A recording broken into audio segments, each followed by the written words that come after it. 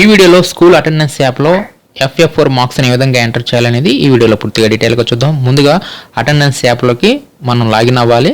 Login అయిపోయిన తర్వాత ఇక్కడ మనకి స్టూడెంట్ మార్క్స్ ఎంట్రీ అని చెప్పేసి ఇక్కడ మనకు కనిపిస్తుంది. దీంట్లో రెండు రకాల ఆప్షన్స్ వస్తాయి. అది ఓపెన్ చేయగానే ఇవి ఆల్రెడీ మనకి తెలిసినవే. అంటే మనం క్లాసెస్ వారీగా మనం మార్క్స్ను ఎంటర్ చేయవచ్చు, లేదంటే సబ్జెక్ట్స్ వారీగా అయినా సరే మనం మార్క్స్ను ఎంటర్ చేయవచ్చు. మనకి ఏది ఈజీగా ఉంటే ఆ ఆప్షన్ని ఓపెన్ చేయండి.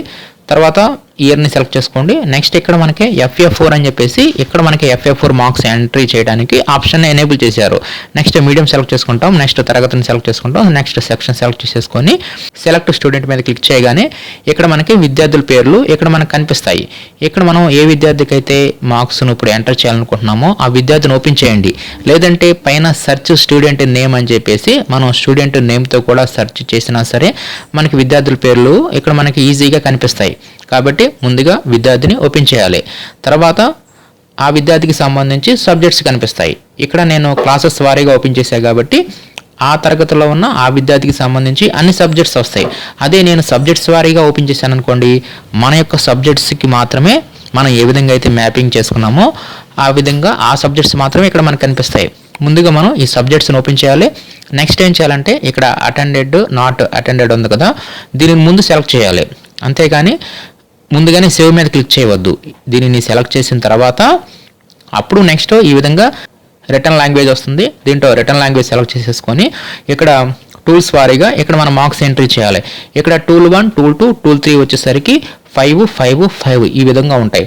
నెక్స్ట్ టూల్ 4 వచ్చేసరికి మనం FF4 ఎగ్జామ్ కండక్ట్ చేసాం కదా, దానికి సంబంధించి 35 మార్క్స్.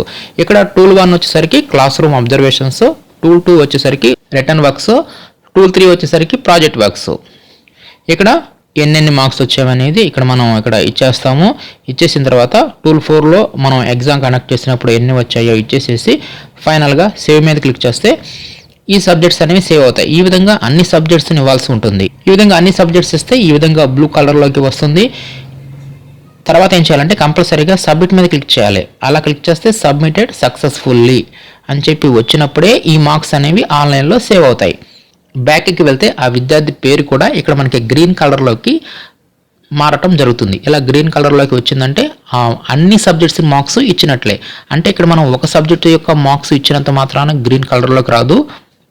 ఆ విద్యార్థికి సంబంధించి అన్ని సబ్జెక్ట్స్ మార్క్స్ అందరూ ఎంటర్ చేస్తేనే ఇక్కడ మనకి గ్రీన్ కలర్లోకి రావడం జరుగుతుంది. ఈ విధంగా స్కూల్ అటెండెన్స్ యాప్లో FF4 ఎగ్జామ్ సంబంధించి మార్క్స్ని ఈ విధంగా మనం ఎంటర్ చేస్తాం.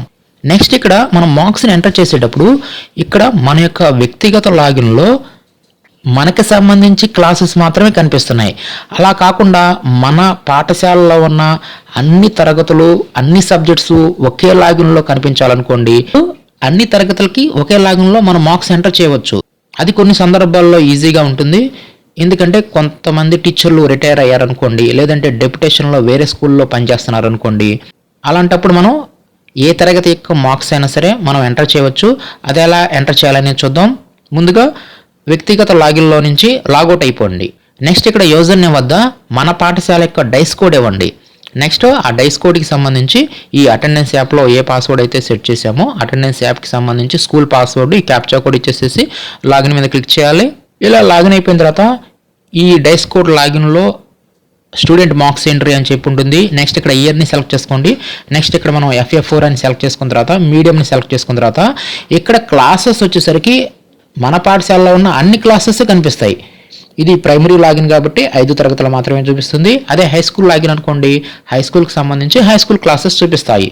కాబట్టి ఈ విధంగా మనం పాఠశాల యొక్క డైస్ కోడ్ ఓపెన్ చేస్తే మన పాఠశాలలో ఉన్న అన్ని తరగతులు అన్ని సబ్జెక్ట్స్ మార్క్స్ను మనం ఇదే లాగిన్లో మనం మార్క్స్ ఎంటర్ చేయవచ్చు. కాబట్టి ఈ విధంగా ఏ తరగతికి సంబంధించిన ఉపాధ్యాయులైనా సరే వేరే పాఠశాలలో డిప్యుటేషన్లో ఉన్నా లేదంటే వారు రిటైర్ అయిపోయినా వారికి సంబంధించి ఆ మార్క్స్ను ఈ విధంగా స్కూల్ డైస్ కోడ్ లాగిన్లో మనం మార్క్స్ను ఎంటర్ చేయవచ్చు. కాబట్టి ఈ విధంగా స్కూల్ అటెండెన్స్ యాప్లో ఈ స్టూడెంట్ మార్క్స్ ఎంట్రీ అనే ఈ ఆప్షన్ ద్వారా మనం FF4 మార్క్స్ను ఈ విధంగా అన్ని పాఠశాలల వారు ఎంటర్ చేయాల్సి ఉంటుంది.